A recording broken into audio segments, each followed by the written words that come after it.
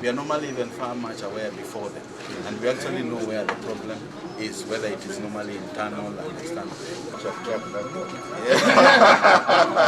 Yes, because it shows there's no problem here. Here there's a problem with the link, and certain. But with all these volunteer, why are these? What we manage here is basically the security, both for the network and the physical surveillance and camera. The security threat has come through. On this other screen here, we have some positions. So how many have you sold today? About 15 to 15. What were the issues? The issues. Mostly, yeah, the suppliers call it. Mostly through calls, telephone calls, Yes. through We emails. have other extensions in the How long have you been here? Oh, for me or for You. me? Okay, I started last year, 1 year. Do you like your work? Yes, I love Oh, good. Because So what's next? Next, then we now go to the academy. We have a section that we take them through what we call ICT to support us and train. All the best. Thank you so much. Processes and just try to tie them in with the existing law. So we have a planning and budgeting module that implements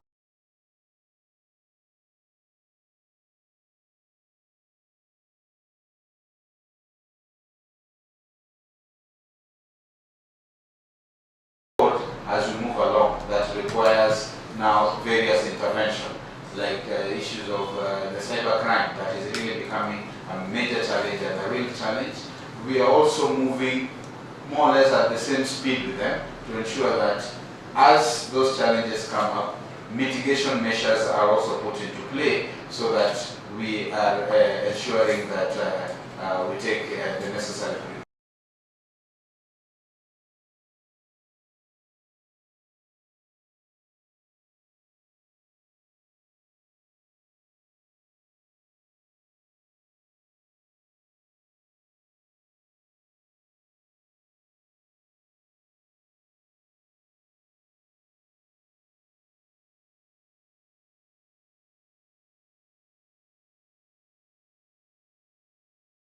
system shows that you've given them about 80%, and the road, based on what you can see, is only 50% done, then I would believe that that is a good way of getting quick feedback so that you are able to enhance your control functions over the use of public funds. Doing an audit of IFMIS, of which value, whatever is part of it. That also, I think, ties in with the next questions, whereby we need to prove that every shilling has been sent in the right, in the right way. So basically, the audit by the Office of the Auditor General will be helping us to do that. In your final question, it's an area which actually is very serious. You see, somebody is diseased 3 years down the line, no payment, and they have siblings who are going to school. It's a really headache. Maybe we can try to also look into that. And at the same time, I think, Chair, maybe you're reading my mind, because I wanted to ask if from 2002 up to this very moment, the system is not stabilized. What's wrong? We are in the process of getting a consultant. I think now the ICT, is that ICTA? ICTA, they are helping us get a consultant. And what we also want to see is whether that consultant can help us on this risk management areas. Are there triggers that can be put so that something like what happened in NYS cannot be detected? The fact that these people know that these are like former government employees, and honestly, it's a bit inhuman. I have Mzee here who have been following for pension. According to your systems, he was paid sometimes in November last year. Even the check number is there. But it's nowhere. I mean, payment is nothing if I can't see it in my account. If they have to take their children to school, please, those insider diplomacies will not help you. There is a problem. There are still a lot of guys who play games. There are people, the thing is, in our job is that we talk to people. There are old men who come here and they are told before you give money you cannot get your pension. Really? Where is the human heart in us?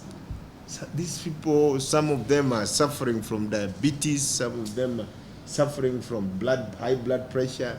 You have to keep asking them to come to Nairobi, especially teachers, because they have been working there in the rural areas. So, Bwana PS, this is something that we really must take seriously. And we also believe that this system that we have been talking about all day today is a critical element of fulfilling that article of the Constitution, Article 201 of the Constitution. And so now that you've seen the system, I hope, Chair, that you will be a strong ambassador. I think somebody mentioned how we need to sell this system to the public. I've seen, especially since the NYS sort of attempts to say that this system does not work as well as it should. Maybe there is need for improvement. We did see initially county governments resisting the IFMIS, but I think we've gotten over that. There are still the issues of e-procurement, but again, I think that too will be overcome. I think there's some goodwill at the county level to move in this direction. So I think, Chair, in short, again, thank you very much, and I hope you will help us in terms of these issues from your position. Thank you. This engagement should be looked at in a positive way. Nobody is trying to catch the other, when there was moments. We are all really working towards a common convergence, which is to move the country forward. And remember, but if we are still alive, the best thing that can happen is that I want to be able to meet Dr. Thuge in the street and said, for the time that we were there, we did our bit in helping our country to move forward. I don't